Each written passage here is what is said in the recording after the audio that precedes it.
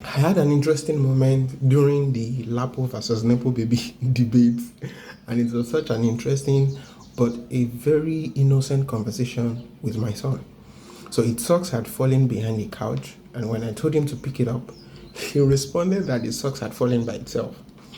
Now, you know how children are, always giving excuses for not do what they are so asked to do.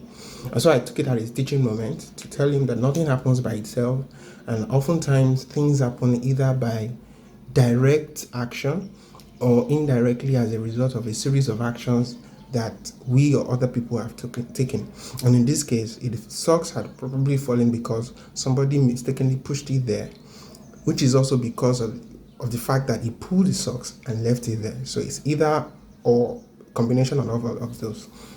So that innocent teaching moment made me realize how, even though most of us tend to believe we did not grow up with privilege, but in retrospect, we realize that we grew up with a lot of privilege, because sometimes privilege is not that Ferrari. Privilege is not even the exposure to rich friends or connection or rich connections, but sometimes just somebody holding your hands through life, somebody advising you, which is what a lot of us are grateful for to our parents, for teaching us, for giving us that foundation, for giving us that education.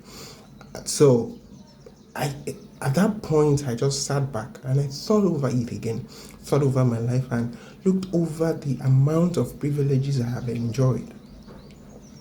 The privilege of not settling, the privilege of giving me the best, the privilege of right tutoring, the privilege of, hardcore, diligent training of discipline, training of selflessness, training of sacrifice, a lot of them, training of resilience, of grit, and not just by words, showing it by example.